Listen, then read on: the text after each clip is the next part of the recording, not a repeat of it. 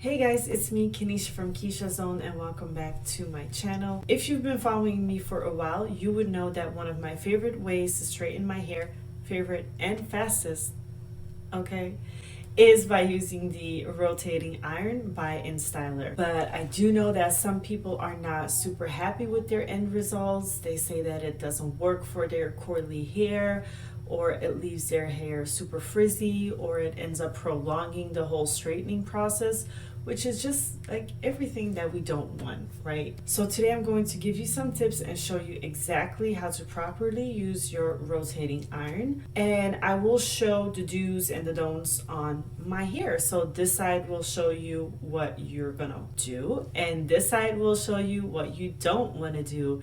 And let me just tell you, there's a huge difference, and hopefully by the end of this video you've learned something new and you can try it out and see that this actually does work.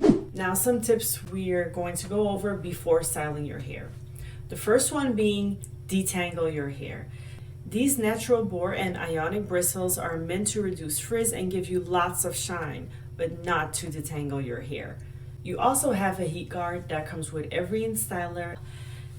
I haven't used it all that often in the past, but let me just tell you, okay, especially if you're like me, you're a curly hair girl, the curls start from the roots, you're gonna want to use the heat guard. You want to make sure that the barrel is rotating in the correct direction.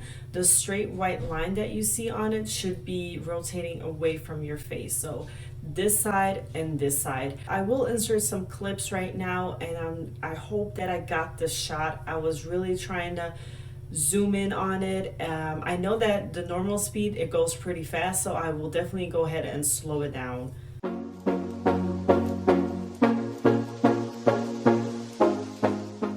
And then lastly is to just try some different heat protecting sprays. The correct one will do wonders for your hair, I promise. So in today's video, I will be using my Instyler Airless. I did a whole video on it, so I will definitely make sure to link it in the cards and also put it in the description box. I just want to make sure that you guys know that the Instyler Airless is not to be used on wet hair. Okay, so there's 5 key points that we're going to go over. It's heat settings, sectioning, your roots, tension, and speed. All 5 of these will ensure you the best results. Because can you look at my hair? Obviously I had to do this side again because this was the don't side, but we got it together, okay? So yeah, just keep watching and I will show you exactly how to use it and how to not use it. Okay, so we're going to want to put the rotating iron on the correct heat setting. Now this may seem like duh, but it's really important, guys. Every rotating iron comes with its own little pamphlet. The Airless has 4 different heat settings. I know some rotating irons only have 2, so definitely take a look at your pamphlet. Also, if for whatever reason you lost that pamphlet, they do have an electronic one that you can look up online. So just go to the website, click the one that you own, and it has it right there. It's super easy. But as I said before, mine is the Instyler Airless, and it has 4 heat settings: 295, 340, 385, and 430. Now, depending on your hair type and all that stuff, you're going to put it on that setting. I'll put it right here on the screen how they exactly broke it down. I have type 3B curly hair. I have fine hair, but a lot of it. So I put it on 385. Sometimes I think I use like 430, but 385 works fine for me, so I don't really have to. We just want to make sure that you're not putting an excessive amount of heat on your hair if you don't have to. If you have fine hair with a little bit of wave, don't put it on 385. Don't put it on 430. Put it on the lower setting. You know what I mean? So definitely take a look at your pamphlet.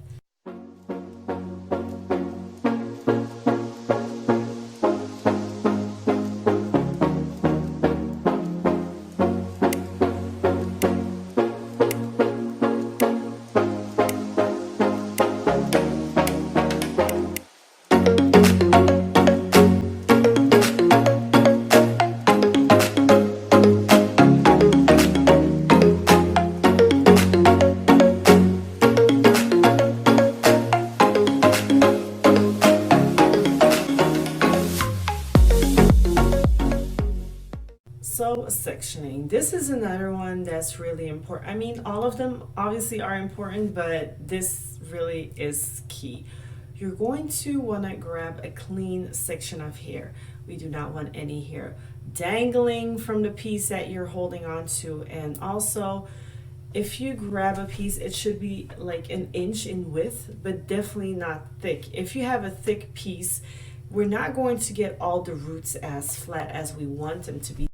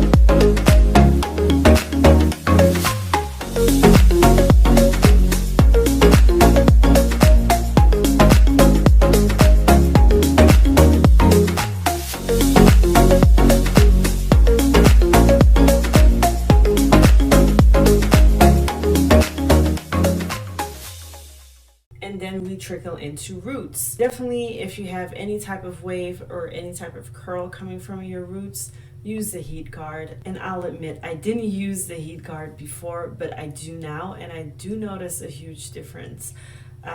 It ensures me that I get super close to my roots, as close as possible, without actually burning my scalp or burning my forehead, which, you know, is it's kind of a plus, right? So I have been using it, and I do see that I get closer with it. So I'm like, why not? It's just a simple click on the barrel, so it's not like some huge steps that you got to go through.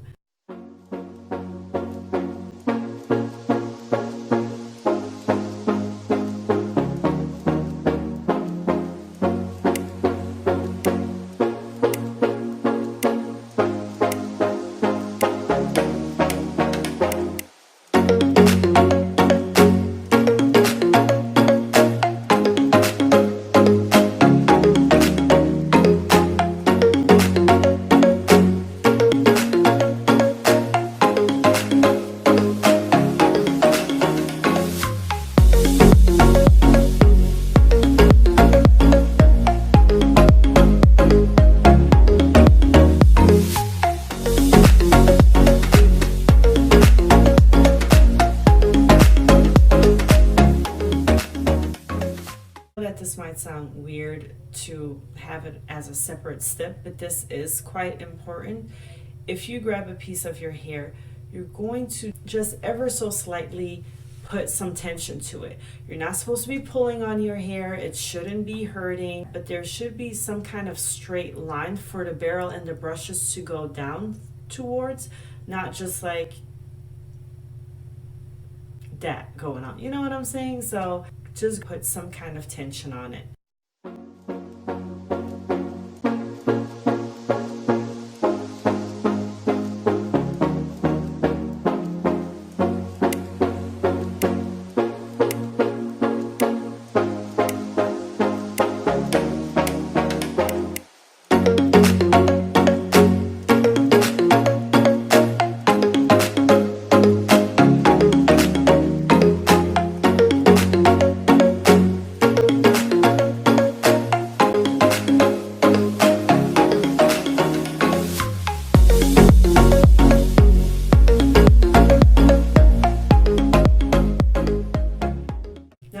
Personally seen some videos, and I just see people racing that rotating iron through their hair, or even going at medium speed. We don't want to do that. With the rotating iron, we want to go very slow, nice and steady, slow and steady. That wins the race. In this case, it gives us the best results. Okay, what you're doing is just grabbing a piece of hair and go over that piece very slowly. Now, don't worry about, oh my God, it sounds like I'm going to be, going over a little piece of hair for 5 minutes. Definitely not. This whole process should actually be faster because of the bristles and the barrel. It's straightening, it's giving you volume, it's giving you shine, it's doing all of that at the same time. So no, it's not going to prolong the whole process, but we definitely want to go over it in the correct way so that we only have to go over it once and we're done. This is probably the biggest difference that you're going to be able to see out of all the steps. Well, yeah, yeah. Well, I don't know. You be the judge, okay?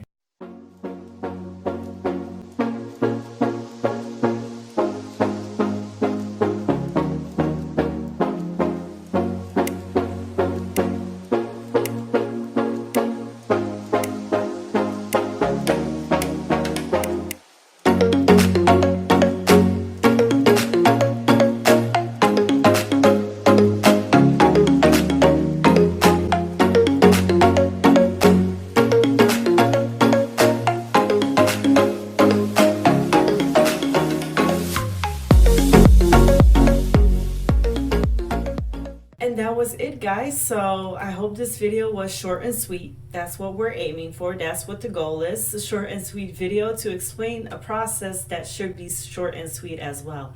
As I said, if I showed you some pictures of or a video of my hair in its normal state when it's curly, this whole process takes me maybe 20 minutes, 20, 30 minutes, depending on how much I'm singing along to whatever song, you know what I'm saying? So I hope that you can tell a clear difference from my good side and my bad side. The side that I did everything right, and then the side that was just struggling, like really struggling. I could barely go through it with my fingers. It was not happening. And I did this for you guys. I did this for educational reasons because my hair was an absolute mess and a nightmare. I just want to let that be known. But I hope you enjoyed it. I hope you learned something. And if you implement it in your routine, please let me know in the comments down below. I would love to know. And then I will see you in the next video, guys. Thank you so much for watching. Bye. Mwah.